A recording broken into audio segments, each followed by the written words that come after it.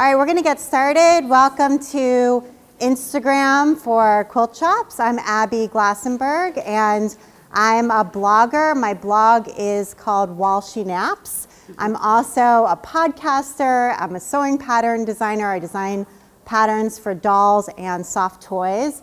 I'm also the co-founder of Craft Industry Alliance, which is a trade association for craft business owners. So welcome, and we're going to talk in this session all about Instagram. And you should have two things. You should have a handout, and you should also have a little enamel pin. If you don't have either of those things, you can raise your hand and somebody will come by and get you a handout and a pin up here. So the pin says sewist, which is one of my favorite words. So it combines the word sewer, which actually looks like sewer if you write it out, so not the best word, and artist. So if you combine them, it becomes sewist. I think it's a great word to summarize who we are. And anyway, that pin, if you like it, it's available through Checker. It's just a little plug for me because that's one of my products. So that's a free gift for you. And I also just wanted to thank Blank Quilting for inviting me to do this session with you. So I'm going to start by telling you a story. In July, I was sitting on the bath mat in my kids' bathroom while my 6-year-old daughter, Josephine, was taking a bath. And it was the end of the day. I was relaxing and scrolling through Instagram, as one does. And I happened to see this beautiful photo, which I'm going to show you now. I'm going to just walk around because obviously it's on a phone, so it can be a little hard to see, so I'll just walk around. So you can see it is a photo of an ice cream cone, okay? But it's not just any ice cream cone. It is, I'm getting a little message there. Okay, it is an ice cream cone that is shaped like a fish. All right, so it's like a really cool ice cream cone. The cone is a fish, and it's got like a skewer of little candies on one side and a wafer on the other. I have never seen an ice cream cone quite like this. So it was posted by my friend Heidi, and I went and read the caption, and she said she was in New York City at a place called Teaki, and she tagged them, and I clicked over to Teaki. Who are they? They're an ice cream store in Chinatown on Baxter Street, and they sell these incredible fish ice cream cones. So happens to be my husband and I had been planning a little getaway, just the two of us, the following weekend in New York City. I live in Boston. We were heading there anyway. So I said we were going to go see Hamilton. So I said to him, after lunch, we have to go get this amazing ice cream cone, this fish ice cream cone. So we went to lunch. Afterward, we go to Chinatown. We're walking up Baxter Street. I start seeing people eating these fish ice cream cones, walking past me. I'm getting so excited. I get there to Teaki. I wait in line. I get my fish ice cream cone, and the very first thing that I did as soon as I got my fish ice cream cone, I'm just going to show you, is post it on Instagram before taking a bite, right? Because I got it, and now I have to share it on Instagram and show everybody that I finally got this. And then all my friends were like, where do you get that? I need to go there. So I share this story because to me, this story encapsulates everything that is powerful about Instagram. So this is how desire is evoked, right? Prior to this, I did not desire a fish ice cream cone, but I saw this and now I have intense desire. I'm going to be there. I have to make that place a destination. So that is how desire is evoked. It also is how social proof happens, right? So Heidi posted it. I love Heidi. I've known Heidi for years. If Heidi went there and it was good, I trust Heidi's recommendation. I want to go there. I know it's going to be in a good neighborhood. It's going to be tasty. It's going to be priced right. Because Heidi liked it, I'll probably like it too. So desire is evoked, social proof is shown, and it's super visual, right? This fish ice cream cone is really beautiful. It's a perfect thing to take a picture of and share. We are a super visual community. We are quilters. We make beautiful things. We have beautiful fabrics, beautiful threads, on. And Instagram is the ideal medium because it's visual. It's a photo sharing app. So Instagram is a perfect way to communicate with your audience, and so that's what we're going to talk about today.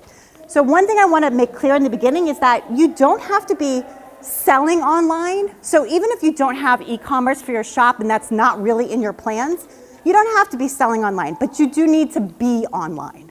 So you don't have to sell there, but you have to be there, okay? And being online means being on social media. And for our community, for quilters, that means being on Instagram, for sure. So if you're not on it yet, you need to download the app. It's free, and set up an account, okay, so that you are on Instagram. So how many of you here have a mobile phone? If you have a cell phone, that's a smartphone, okay, great. And how many of you already have Instagram? Amazing, so that's almost everybody here, so that's super duper. If you don't know a little background on Instagram, they launched in 2010.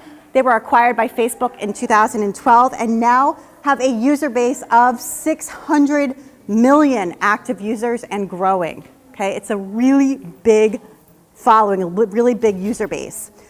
Instagram users are predominantly female, and they're predominantly between the ages of 18 and 29. So it's a somewhat younger audience, and if you want to reach those people, instead of focusing on where your customers aren't, you need to focus on where they are. They are on Instagram, so you need to join them there and find them there and connect with them there. 59% of 18 to 29-year-olds use Instagram. They are urban, suburban, and rural, and they are at all income levels and all education levels. So if you want the younger, the more tech-savvy customer, this is how to reach them. So how many of you have posted on Instagram since you've been here at Quilt Market? Okay, if you haven't and you have an Instagram account, definitely post on Instagram, because consumers are out there, they're following the Quilt Market or Quilt Market 2017 hashtag. They're searching that hashtag to see what is going on. Consumers now completely know about trade shows. They know that this is where they're gonna see all the new fabric lines, all the new products, and they wanna see it from you. That's a great way to get found. So if you haven't posted yet on Instagram since you've been here, definitely post, especially once the show floor opens tomorrow. But even schoolhouses, people totally wanna see that content. So if you haven't done it yet, definitely do it. And another great way to get to know Instagram and how a quilt shop can use Instagram is to follow other quilt shops, friends of yours who own shops in other parts of the country, or just quilt shops who are especially online and tech savvy. Follow them and just check in and see what it is that they're doing. Not that you're gonna copy it, but so to get ideas so that you can put your own spin on it. It's always good to see, oh, that's a good idea, that's a good way to promote a class, or just take a look and see what they're doing. So to spend some time following some good accounts so that you get some good information coming in and start to get some ideas for yourself. All right, so I'm going to go ahead now and start talking about the handout, so make sure you have your handout. And these are, if you don't have a handout, you still didn't get a handout? Okay, is that, all right, I'll certainly get you one. Okay, so these are 30 Instagram tips. I'm all set. You're all set, okay, great. Thank you. 30 Instagram tips for quilt shops that you can put into action right away. So if you are not going to be the person who does Instagram for your business, when you get back home, give this to the person who will be doing Instagram for your business, because these are tips that they can start using right away. And the first one is to fill out your profile completely. So they give you a certain number of characters, they give you a link, fill it all out. So it shouldn't just be blank. We need to know where you are, what you are, go through the who, what, where, why, when, what is this shop. Make sure you fill out that profile completely. Your handle on Instagram should be as close to the name of your store as possible. So if you can get your actual store name, that's the best, but that's not always possible. Add a description, add your location, and make sure you put in the URL of your shop. So make sure you fill it out completely. 2 is convert to a business account. Okay, so Instagram now has a business account and a personal account. You want a business account because that way you're going to get access to analytics, and analytics are going to give you data that helps you know what your audience likes best, when your audience likes it best, so you can do more of that, okay? So switching to an analytics, to a business account is free, and you just click the little wheel icon at the top right, switch it over to a business account, and it also gives you the option now to add some more information, including your phone number, so people can call you with just one click, and then they call you. I actually have my phone number, even though I don't have a quilt shop, I'm a blogger. I have my phone number there, and people call me all the time. So yeah, that's a great way for people to just call you.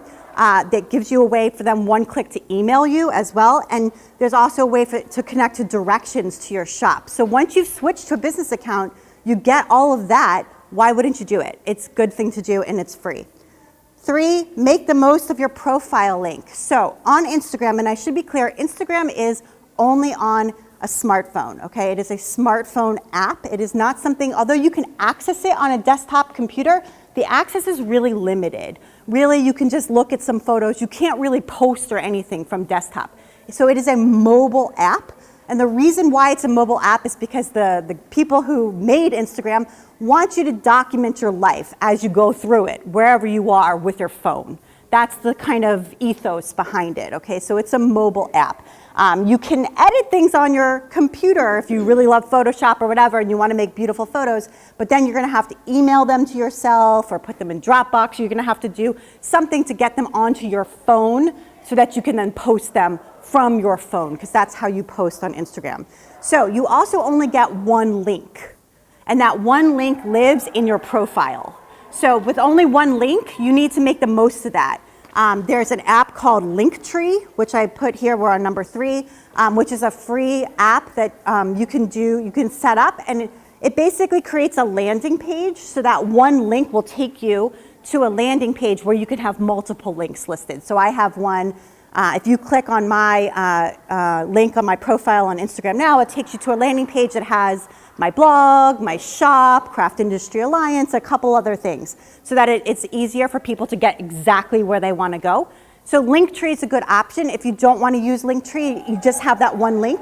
You want to go in there and manually change it. So if you're going to be having a trunk show and you want people to sign up, change the link to the trunk show sign up or whatever it's going to be. So you can go in there every day. You can change that link. You can change it multiple times a day, but you only get that one hot hyperlink. So make the most out of it. Number 4, you upload an avatar that is consistent across all social media platforms. So an avatar is the little round picture of you. It could be your logo. It could be you as a shop owner, or if you have a different kind of business as a blogger, or whatever it is that you do. But whatever photo you use as your avatar, it should be used everywhere. So if you also have Pinterest, then you want to have it there. If you also are on Facebook, it should be there. It should be wherever you are so that you're instantly recognizable. So if you don't feel comfortable with it being your face, then use your logo, but then keep your logo everywhere. If you're on Twitter, same deal. It should be the same wherever you go. 5, make Instagram somebody's job. So this seems odd, right? Instagram's supposed to be fun, lighthearted, you just do it when you want to, but you're gonna be using Instagram for your business. Okay, so that's sort of a mindset shift. It's like, I use Instagram for work. So if it's for work and it's for your business and it's a marketing tool, then it needs to be in somebody's job description.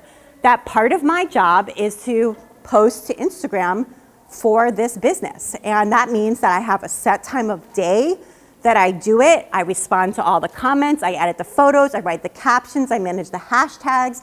I also interact with other Instagram accounts, comment on their photos, repost photos. It takes work, and this should be part of somebody's job. It's not just for fun anymore, especially when it's such a powerful marketing tool. So if that's not someone's job yet, find someone in your business and assign it to them and carve out some time in the day for them to do it. Number 6, post often. So Instagram now has an algorithm. Instagram, as you know, is owned by Facebook. Facebook loves algorithms. Instagram now has an algorithm so that not everyone who follows you is seeing all of the posts that you put up there. And here's the good thing about that. It means that you can't really overwhelm your followers because they're not all going to see all of your posts. So you should post multiple times a day. I would say post at least twice a day, but you can post more than that and you're not going to be overwhelming people. But post more than once a week. You know, you need to post every day, at least once a day, but maybe twice a day, if not more. 7, this is a good time saving for whoever it is in your business who is responsible for Instagram, which is to take photos in batches. So you don't have to come up with a new photo every single day on the spot. if you're setting something up, setting up a new merchandising display or whatever it might be, take out your phone, take many different pictures that day. You can edit them all and keep them all on your phone. And then on Tuesday, you post this one, and Tuesday afternoon, that one. Wednesday, this one, Wednesday afternoon, that one. Maybe something happens spur of the moment on Thursday, post that. Friday afternoon, one of the ones that you took from the batch. So that it doesn't always have to be work, work, work. You can kind of batch work and make it more productive and easier for you to handle the workload. 8, use hashtags to get found. So a hashtag, which is, the little number sign, that is the way that people find other people and other events and things happening, memes, all kinds of things on Instagram. That's the method of search. So you want to use all the hashtags that are available to you. Instagram allows you 30 hashtags. You want to hashtag your photo with 30 hashtags if you can. So you're going to post them in the first comment. You're going to write a caption as that's right underneath the photo, and then the first comment below the caption is the bank of hashtags, okay? So you can use local hashtags if you have a local shop. You want to use local hashtags to get found in your local area. So do a little hashtag research and see what other local shops are using, and use those local hashtags so that people searching locally will find you. You can use designer hashtags like Tula Troops, which is the Tula Pink, one of the Tula Pink hashtags. The Tula Troops people love to find each other that way. That's a great way for you to get found. If you have her fabric in your shop, that's a good way to get found. And also hashtags for different campaigns that are going on. So there are memes, for example, like Me Made May, which is a theme that goes on throughout the month of May where people make their own clothing every day. They take a picture of what they're wearing that's handmade. So if you have something that goes with that, somebody in your shop is wearing a handmade garment, you can take that picture and use the Me Made May hashtag. Other people who are searching Me Made May will find your shop that way. So hashtags are important and you need to use them. 9, save frequently used hashtags in the Notes app so that you can copy and paste them. So doing this hashtag research, finding the best hashtags for your shop. If you live in Denver and you're always going to be using Denver as a hashtag, for example, or you're always going to be using quilting or modern quilting or something like that as a hashtag, open the Notes app on your smartphone where you can type those all in and save them there. And then when you're ready to post a new photo, just copy that whole bank of hashtags and paste it into the first comment below the photo. So you don't have to remember them all and type them all again and again and again. It's a copy and paste. Maybe you add a few extras that are current or relevant, but that's the basics. Yes? Do you put the comment in after it posts to Instagram? No, you put the comment in as part of posting to Instagram. But then I don't know where the comment Oh, yes. The comment is after. You're correct. The caption is during and the comment is after. Good question. Yes. 10, so Instagram has something called Stories. How many of you have used Stories? It's a newer, okay, launched last year. It's a little bit newer, but Stories are basically a way for you to capture things that are less formal. People have gotten very precious about their Instagram because you open it up and you see those first 9 photos before you scroll, and people want them to be very beautiful and matching and gorgeous, and there's a lot of pressure there. Well, Stories takes that pressure away.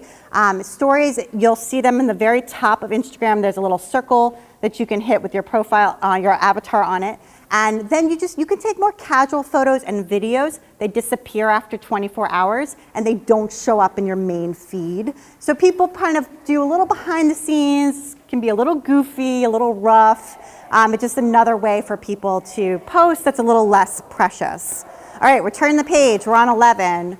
Respond to direct messages. So if you are using Stories, which is what I just spoke about, the casual videos and photos, people respond to those through what's called direct messaging, which is not going to be in your regular comments feed. It's going to be like a message that's just to you. And so you need to make sure you're reading those and responding to them, because that's where they're going to go if you are using Stories. And also people just sometimes send direct messages. So you just need to monitor that and make sure you're looking there to respond to customers. Number 12, repost customer images using the Repost app. So this is an app you can get for your phone. It's free. It's called Repost. And basically what it does is allows you to repost somebody else's photo, crediting them on Instagram. So if you have a customer who comes into the store, has a great experience, takes a class or whatever, takes some pictures of what they're making, post it to their own Instagram, you want to share that on yours to show social proof that, hey, here's somebody who's doing a great job who loves my shop. So you can use the Repost app to do that, a repost to your own feed, and then you want to obviously tag and credit that person for taking that photo. Okay, 13, show new fabric lines when they come in. So we as customers, consumers, we love to see what's new. There's a whole genre of videos called unboxing, right, where people love to see what's in the box. There's just something very childlike about that, but it really does appeal to all of us. So we want to see what you have that comes in new. So if you're getting new bolts and you open the box and you take a little video and put it on stories, honestly, it's so simple and it seems so mundane, but people love that. So you've got stuff going on. You might not think it's special to you, but it is special to consumers at home. So 14, take pictures of classes in session. You obviously need permission from the people who are at the class. Written permission is best, but taking pictures of people in your shop and posting them on Instagram gives your shop life. Again, it gives people the fear of missing out, like people are there, they're having fun, they're making friends, they're making a cool project. I'm missing it and I want to be there. So if your shop Instagram, just go check it out. Is it all like still pictures of fabric or still pictures of quilts? Because if it is, it doesn't really give your shop life. So just check and look at your Instagram and see, is that the case? And if it is the case, start taking pictures of people and posting pictures of people with their permission, just to give a sense of life.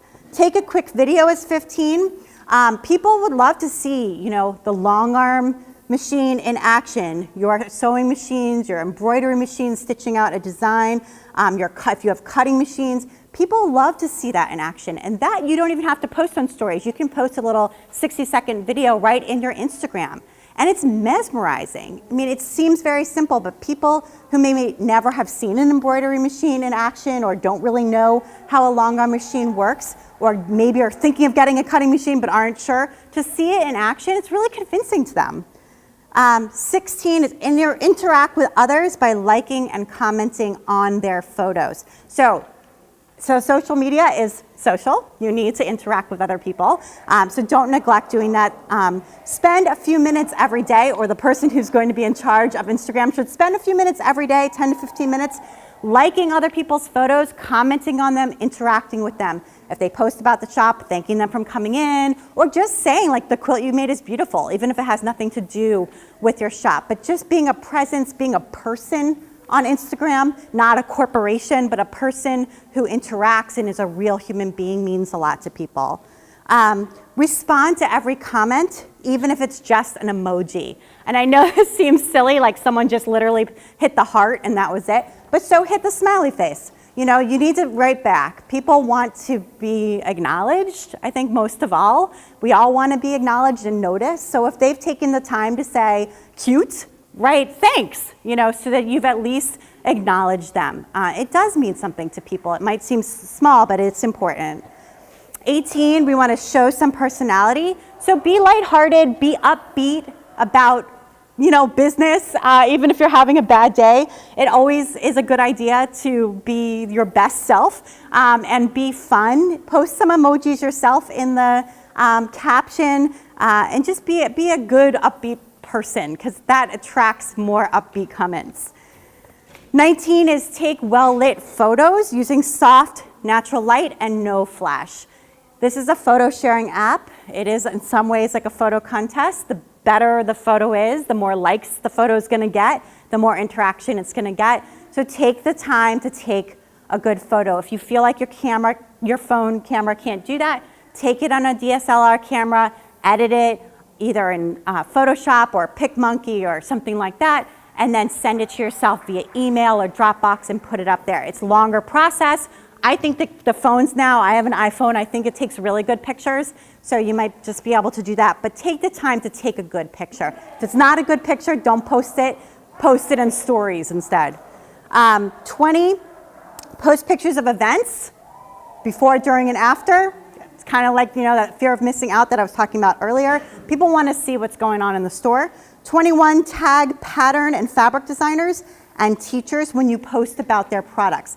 This is a really good way to increase your shop's following. So when you first get on Instagram, you're going to have very few people who follow you. You want to make that number larger so your audience is larger and you're reaching more people. One good way to do that is to tag. If you use a particular, you use Allison Glass's fabric in a sample, tag her. If she decides that she really likes the picture and reposts it on her own Instagram, you're going to get a whole flood of new likes because people are going to come over. Oh, who is this? Who made that quilt? They're going to click over. Oh, I see. Oh, they're in my area. Like and follow, and that's how you build your following. So if you use somebody else's thing, whatever it might be, you kit their project, you teach a class based on it, anything like that, tag them.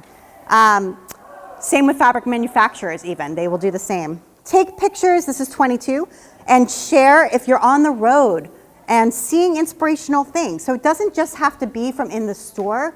You're a person, you own a small business, you go places, you see inspiration. You're at a beautiful botanical garden, there's gorgeous flowers. Take a picture, it doesn't have to be 20 pictures, but take one picture and show some inspiration. You're at a museum, there's a beautiful textile, take a picture and explain.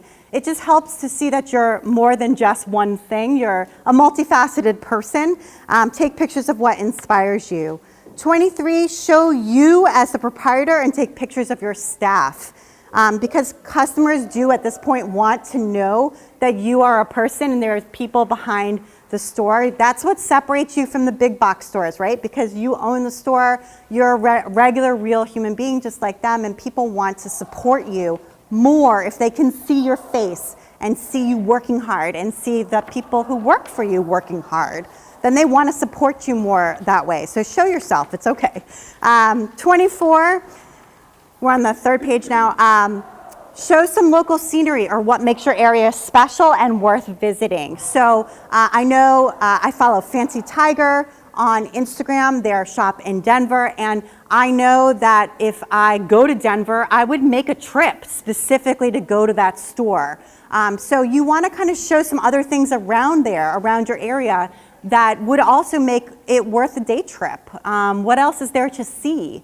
So that if I'm going to come, maybe I want to stop at that place to have a hike, or that restaurant, or that coffee shop, or that knitting shop that's nearby. I could do both. So show me some other things that are in your local area that are worth visiting. 25, encourage customers to take pictures at trunk shows, at classes, at events, and share them on Instagram. So you can put a sign up at the register with your Instagram handle and ask them to tag you. Sometimes it's simply a matter of asking. Just make it clear, we're on Instagram, we'd love it if you tagged us when you post pictures. 26, look at the grid and think about how your photos work together. So when you open Instagram, I think you're gonna see it's either 6 or 9 photos all at once. So when you open it, before you scroll, just take a look and see how are they all working together. People get very, very precious about this, but Instagram can become an art form. You'll see some people who do an amazing job making that all work together. Can't say that I'm that person, but it is creative. And if you get into it, you can be super creative on Instagram. 27, edit your photos. All photos should be edited at least to a degree. You can always lighten them a little bit. You can always increase the color saturation a little bit. And you can choose a filter that you use consistently so all your photos look consistent. That's a trick. Or 2 filters, sometimes people combine them. So you can use the filters that are right in Instagram if you want to, and some people have a favorite or 2 favorites they always use. Or you can use something like ViscoCam, which I wrote here in 27, and Snapseed. Both of those are good filter apps. There's many other ones as well. You may already have a favorite that you like, but they give you more options, more advanced filtering options and editing options to make your photos look better. 28, mix it up by taking some flat lays. So a flat lay, you get up high, you put some things, some supplies, materials, notions, down on a board. It can be on, don't make it visibly the floor. So you can put it on a bigger piece of fabric, you can put it on a marble cutting board, you can put it on a piece of wood, you can take it outside and put it on the porch, something like that, so that you have a nice backdrop that's neutral, not distracting, and then you can put your things in a nice display and take a picture from above. Flat lays do really nicely on Instagram and kind of mix up the way that first set of photos look. 29, a single post can contain up to 10 photos now. I don't know if you've seen that, but you can now put 10 photos in one post. So take advantage of that for a DIY or something else that you would lend itself to a series. You can take 10 photos and put them in one spot. People can just scroll right there. And the 38th one is try Hyperlapse, which is a stop motion app, and Boomerang, which creates kind of like a GIF, like an infinite loop. Those are both fun. Again, mixing it up, getting some different interaction with your photos by using one of those. Both of them help you have fun and make your feed more entertaining, and that's kind of the goal here. So thank you very much for coming. We have a drawing to do.